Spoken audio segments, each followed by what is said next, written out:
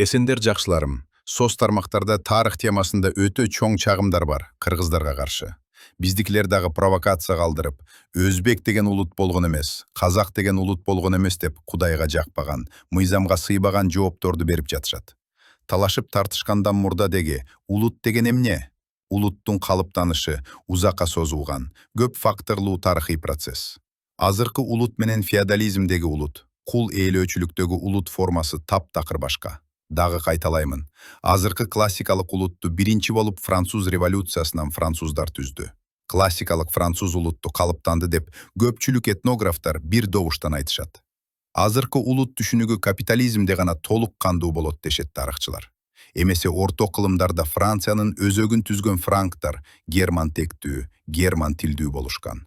Улут процессин түшүндүрүүдө классикалык теориялардын бири катары Йосиф Сталин тарабынан берилген аныктама илимий адабиятта кеңири колдонулуп келген. Сталинди жактырбаганым менен, анын ушул пикири боюнча макулмун. Анын пикири боюнча, улут бул тарыхый жактан калыптанган, туруктуу адамдардын жамааты болуп, аларды жалпы аймак, тил, экономикалык турмуштун биримдиги жана маданиятта көрүнгөн психологиялык өзгөчөлүк бириктирет. Кошанда, азыркы чырдашып аткан казак, өзбек, кыргыз улуттары качан пайда болгон? Биз феодализмден заматта социализмге өттүк, капитализмге эми келдик. Чыгышта мамлекеттердин аттары династиялар менен байланышкан.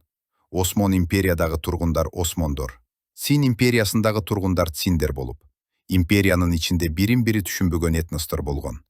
Ошол этностор монархиянын саясатын жүргүзүп, ошол монархияга баш ийгендиктен, ошол хандардын аттары менен букаралары белгилүү болгон.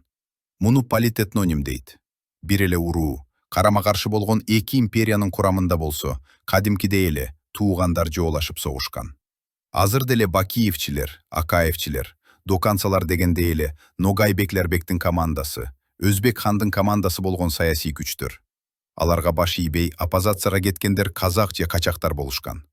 Эч кайсы хандыкты тоготпой, тоо аралап жашап калгандары гана байыркы кыргыз каганаттын ураан тутуп калды.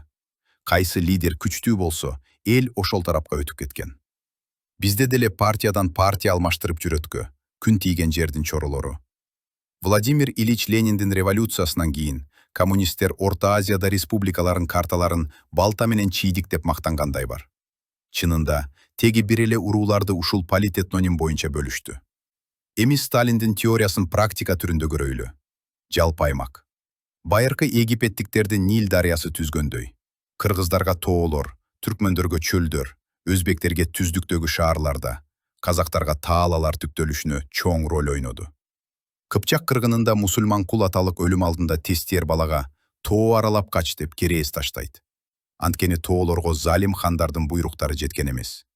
Хандыктарга каршы чыккан көчмөндөр тоо аралап качышып, эгемен жашоо сүрүшкөн. Ала тоонун койну дайыма уруулардын тегине, өңүнө, карабай кучак жайып тосуп алган. Бир эле мисал. Тоо аралап качкан кыпчактар кыргыз, шаарда калган кыпчактар өзбек, түз тааларда калган кыпчактар казак, чөлдү байырлаган кыпчактар түркмөн болуп кетишти.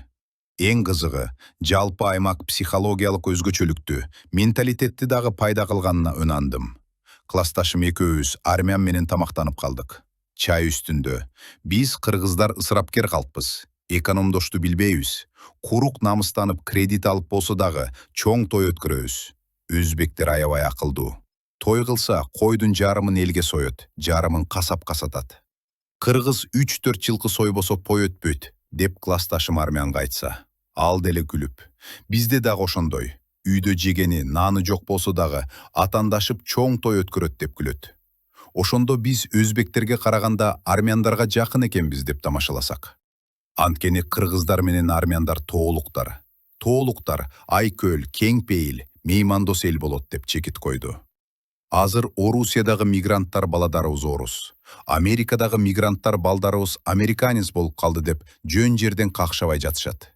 Эгер ошол мигрант кыргыздар 2 муун эле жашасын, 3-чү муунунан кымыз жыты келбей калат. Кебетеси кыргызга окшоп, кыргыз экенин билген менен анын этникалык аң сезими америкалык же орус бойдон калат. Бекеринен кыргызда алыскы туугандан жакынкы коңшу артык деп айткан эмес экен. Азыркы кыргыз, казак, өзбектер байыркы сактардын, байыркы гундардын, байыркы кыргыздардын, байыркы уйгурлардын тукумдарыбыз аралашып кеткен. Ушул байыркы элдердин каны чырдашып жаткан 3 улутта тең бар. Аман болгула, бар болгула, туугандар.